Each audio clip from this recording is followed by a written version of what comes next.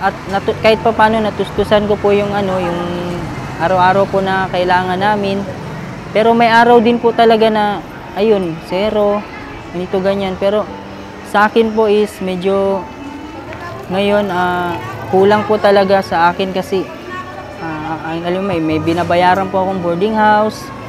Tapos 4 po yung anak na pinapakain ko. Tapos sa pamilya namin, sa pamilya ko po, ako lang po yung nagtatrabaho. Kasi yung asawa ko po is nagbabantay po siya ng mga anak namin. Ka-short bun gila. Kati sa amin din ka. Ito importante ada mula.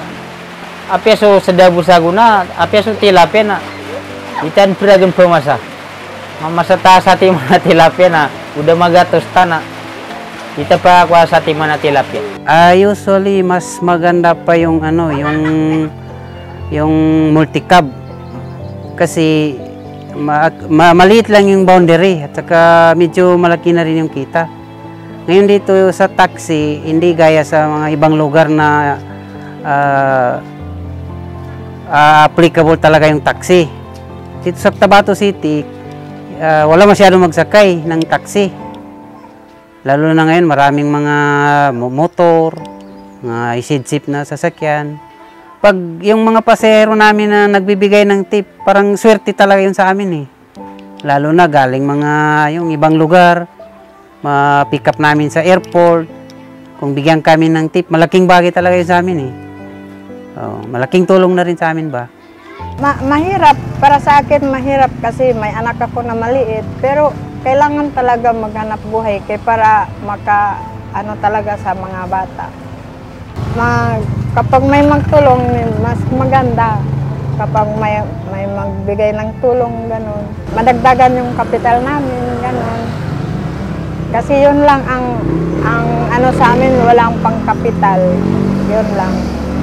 Kahit na konti, basta mabigyan kami. Actually, yan din ang ginaano namin. Kay medyo matagal-tagal na sa serbisyo ng security. So, ang pang-security ay para lang sa pangbuhay ng mga anak. Maganda na makatulong kayo. Yan man din ang inaasa namin na yung mga tulong, halimbawa, mga support. Nyebar ka po pandai kuan sa nyebar sa Saguna na. Ano to na panggedama ko sa mayaw hindi ko mako sa wala ka. Mapasang mamayaw so pandai namin ba. Kapasangan kami buno kita. At na to pelambas na ibun so pandai namin asar bu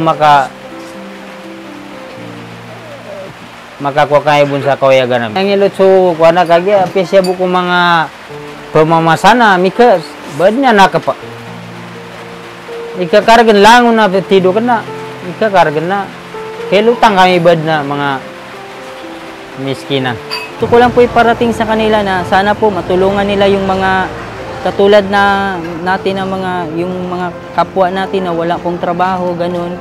Para at least po mabawas-bawasan po yung paghihirap nila. At least kahit paano makatawid sila sa gutom sa araw-araw nila. Oportunidad na trabaho na gaya namin ng mga driver na hindi lang taxi drivers, makakuha pa ng ibang trabaho na magandang trabaho galing sa bar. Mahirap masyado yung dito lang sa tabi-tabi, tapos mainit pa masyado, may anak pa ako na maliit. Kailangan talaga maghanap buhay para sa mga anak. Tapos yun lang ang hingi ko na sana mabigyan kami ng magandang pwesto. Biar kami galbok na tamang-tama bu.